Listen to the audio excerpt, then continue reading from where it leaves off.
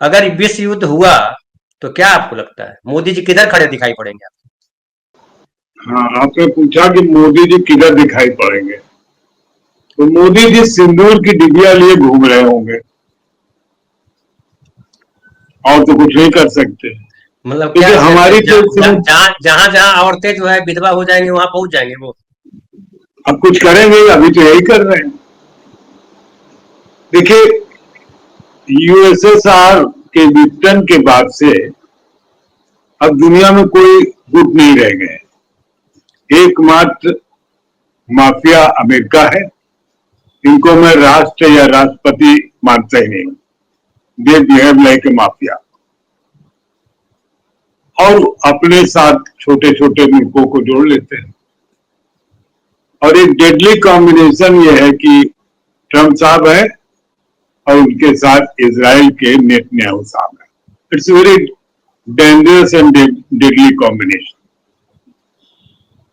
Netanyahu को अगर कुर्सी पर बने रहना है तो उनको लिए युद्ध लड़ते रहना है। इसलिए वो इस सदी के, या हो सकता और भी पहले सदियों का देखा जाए तो कोई इतना क्रूर शासक नहीं रहा होगा जिस ढंग से वो हमला करते हैं, और खासकर गजा पर करते हैं। ईरान पर भी उन्होंने काम कर लेंगे, कर लिया।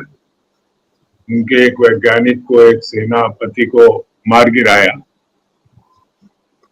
मुझे लगता है कि मान लीजिए आपकी मिसाइल उन एटॉमिक वेपन्स को ही नष्ट करती है, तो जाहिर है उनके एक्सप्लोजन से जो रेडियो एक्टिविटी फैलेगी वो तो अकेले ईरान को थोड़ी निकलेगी। ये युद्ध विश्व स्तर पर क्यों नहीं हो पा रहा?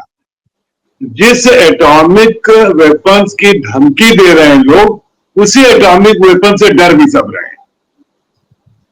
क्यों अमेरिका बार बार कहता है कि नहीं साहब, ईरान जो है उसको हम युद्ध पर्पज के लिए एटॉमिक वेपन्स नहीं बनाने देंगे, बाकी अगर बिजली संयंत्र के लिए बनाना है तो बनाए। क्योंकि वो खुद चाहता कि हमारे पास तो सुरक्षित रहे ये वेपन, अन्य के पास ना आए।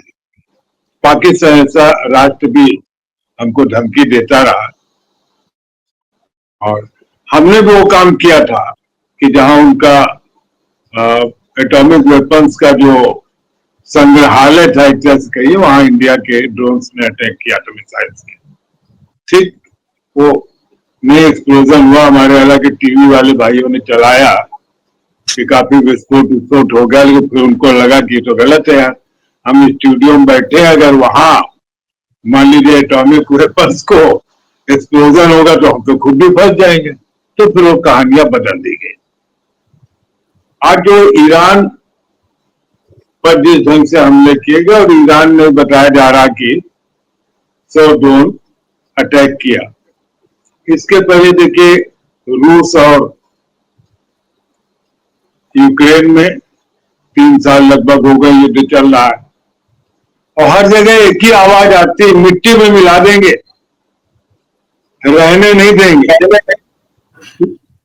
ये कोई राष्ट्राध्यक्षों की भाषा तो है नहीं। ये तो हम लोग जब लड़ाई करते थे अपने एंगेज में, कहीं ग्रुप में हो जाए तो कहते हैं कि तुमको मिट्टी में मिला देंगे। उसके बाद अब हमारे प्रधानमंत्री जी ने कहना चाहिए कि हम मिट्टी मिला देंगे। जब मिट्टी बची नहीं तो मिट्टी में कहाँ मिला दो, तो सब कंक्रीट हो चुका है। और ये कहने वाले भूल जाते हैं कि अगर तुम वेपर चला के सबको मिट्टी मिला दे तो तुम कहां रहोगे? जो डर है जिसके कारण तीसरा विश्व युद्ध नहीं हो रहा, वो तो यही है ना कि हम तो आज मार दे तुम्हारे ऊपर एटम बम चला दे, लेकिन तुम्हारे पास भी है, तुम भी चला दो तो हम क्या करेंगे? तो ये जो डर है वो उस लेवल का विश्व युद्ध नहीं होने देगा जैसा first world war, second world war. लेकिन अलग अलग इलाके की दुनिया में युद्ध तो चल रहा है। अब इजराइल जिस ढंग से एक लंबे अरसे से गाजा पर अटैक कर रहा है, वहां खाना तक नहीं पहुंचने देता है, लगातार अटैक पर अटैक कर रहा है, इससे ज्यादा जघन्य ढंग से कोई भी युद्ध मैंने जितना हिस्ट्री पढ़ी मुझे नहीं समझ में आया कि लड़ा गया है। और एक ये भी कि इन लोगों को युद्ध भी लड़ना है और युद्ध ही इनकी आजीविका भी है। ये वार इंडस्ट्री सबसे ज्यादा प्रॉफिटेबल है, जिसमें कोई आपको ये डिस्क्लोज नहीं करना है कि हम कितना प्रॉफिट ले रहे हैं। बाकी तो हम बताते हैं ना कि साबुन हमने बनाया है 10 रुपए बेच रहे हैं तो इसमें 5 रुपए हमारी लागत है, बाकी थोक व्यवसायी और छोटा व्यवसाय सब मिला करके हमें 1 रुपया मिलता है। युद्ध सामग्री तो आप जो क्लिक कर जाए और फिर जो पैसे हम चाहें वो ले लेते हैं, और उसके लिए युद्ध होते रहना जरूरी। जब युद्ध होता है तभी टेस्ट होता है कि हाँ किसके यहाँ के मिसाइल्स और ड्रोन्स, और अब तो आज का जमाना सब ड्रोन्स का है। और ट्रम्प साहब कहते हैं कि नहीं हमने ईरान से घबरा भी रहे, उनका कि देखो हमारे पास अटैक नहीं करना, हमने मना किया था इजराइल को। अब हम आप सब जानते हैं कि इजराइल की क्या हैसियत है, मगर ट्रम्प के वो कैसे कर देगा।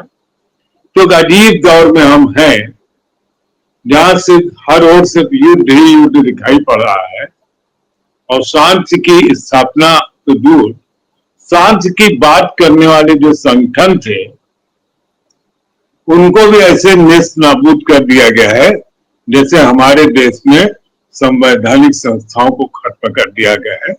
वैसे ही अंतरराष्ट्रीय स्तर पर शांति की स्थापना, बातचीत की स्थापना करने वाले जो भी संगठन है उन सबको मटिया में बहुत तेजी से किया जा रहा है। जी।